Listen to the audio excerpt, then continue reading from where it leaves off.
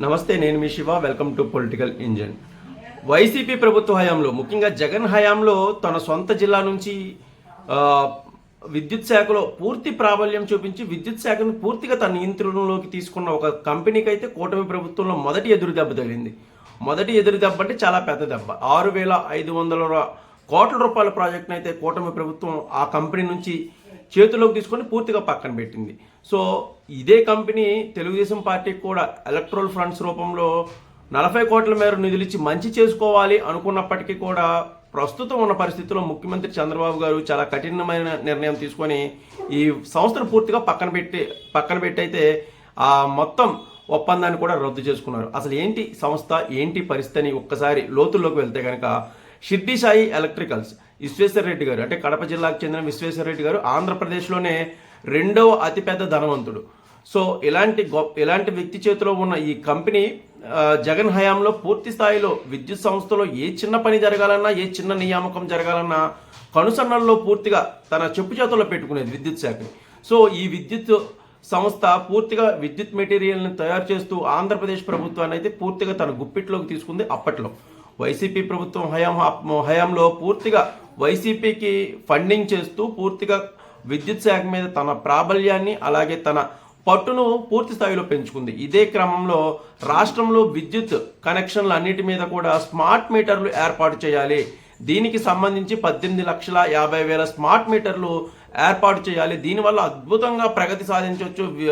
విద్యుత్తును, వ్యవసాయ మోటార్లకు సంబంధించి విద్యుత్తును గణనీయంగా మనం ఆదా చేసుకోవచ్చు అని వైసీపీ ప్రభుత్వం అప్పట్లో బుకాయించింది. షిర్డీ సాయి ఎలక్ట్రికల్కు ఒక్క స్మార్ట్ మీటర్కు 18,50,000లో ఒక్క స్మార్ట్ మీటర్ బిగిస్తే 35,000 రూపాయలు చొప్పున, అంటే ఎంత భారీగా ప్రజాధనం వెచ్చించడానికి అప్పట్లో ప్రభుత్వం తాతాలాడిందో అర్థం చేసుకోవచ్చు.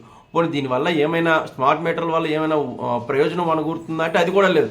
ఒక పక్క రైతు సంఘాలు కానీ, వామపక్ష సంఘాలు కానీ విద్యుత్ కనెక్షన్లు వద్దు బర్రో, మాకు గతంలో ఉన్న వ్యవసాయ ఉచిత విద్యుత్తుని అవలంబించండి, అప్పట్లో జగన్ తండ్రి గారైన రాజశేఖర రెడ్డి గారు పెట్టిన ఉచిత విద్యుత్తుని అవలంబించండి అని కోరుతున్నా, నెత్తినోరు కొట్టుకుంటున్నా సరే కేవలం షిర్డీ సాయి ఎలక్ట్రికల్స్ కోసం జగన్ గారు 6,500 కోట్ల రూపాయల మేర భారీగా లబ్ధి చేకూర్చేలాగైతే స్మార్ట్ మీటర్ల కేటాయింపును వాళ్ళకి కేటాయించారు. దీనికి సంబంధించి రకరకాల వింతలు విడ్డూరాలు కూడా జరిగినాయి. ఏదైనా ఒక పథకం కానీ, ఒక విధానం కానీ తీసుకొచ్చినప్పుడు మొదటగా ఒక జిల్లానైతే ఎంపిక చేసుకుని దాన్ని పైలట్ ప్రాజెక్ట్గా చూసి ఆ పైలట్ ప్రాజెక్ట్ సక్సెస్ అయితే ముందుకు వెళ్తారు.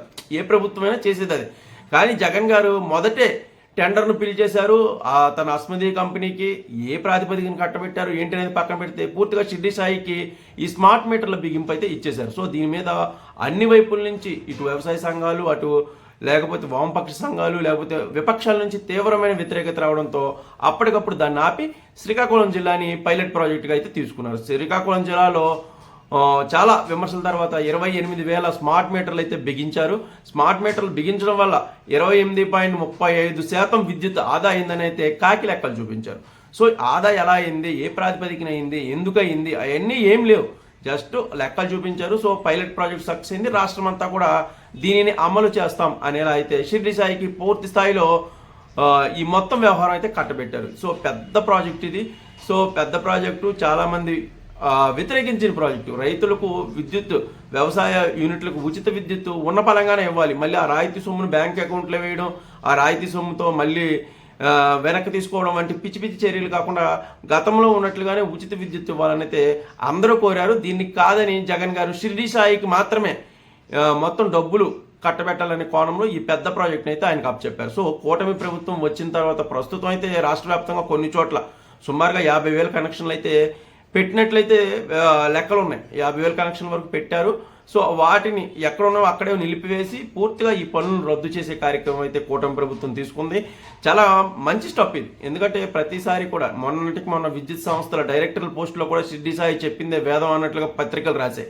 సో అలాగే షిర్డీ సాయికి సంబంధించిన అధికారులు కూడా ఇప్పుడు చాలా గణనీయమైన స్థాయిలో విద్యుత్ శాఖలో ఉన్న తరుణంలో షిర్డీ సాయిని జగన్ అనునాయ సంస్థే కాదు, జగన్కు చాలా దగ్గర వ్యక్తులు, విశ్వేశ్వర రెడ్డి గారు కానీ ఇతర వ్యక్తులు కానీ, సో ఈ దగ్గర వ్యక్తులకు సంబంధించిన కంపెనీని పూర్తిగా పక్కన పెట్టడం అనేది కూటమి ప్రభుత్వం నిబద్ధతకు ఒక నిదర్శనం అయితే చెప్పొచ్చు నిజంగా. ఎందుకంటే ఇదే కంపెనీ టీడీపీకి కూడా ఫండింగ్ ఇచ్చిందని మనం గతంలో చెప్పుకున్నాం. సో ఈ కంపెనీని ఏమాత్రం ఫండింగ్ ఇచ్చినా ఏమి ఇచ్చినా సరే ఎట్టి పరిస్థితుల్లో ప్రజలకు సంబంధించిన విషయం, రైతులకు సంబంధించిన విషయం కాబట్టి ఆ మొత్తం విద్యుత్ కనెక్షన్ రద్దు చేయడం అనేది ముఖ్యమంత్రి గారి నిబద్ధతకు అయితే నిదర్శనం అని అయితే ఖచ్చితంగా చెప్పొచ్చు. ఈ విషయంలో షిరిడి సాయి ఎలక్ట్రికల్స్ విషయంలో చేసిన అక్రమాలు ఇంకేమైనా ఉంటే కానీ ఖచ్చితంగా కామెంట్ రూపంలో కానీ, ఈ వీడియోకి సంబంధించి ఇంకేమైనా సందేహాలు ఉంటే కామెంట్ రూపంలో కానీ చెప్పండి, ఖచ్చితంగా నేను స్పందిస్తాను. సో వీడియో కనుక నచ్చితే ఒక్క లైక్ ఇచ్చి నన్ను ప్రోత్సహించండి. Thank you.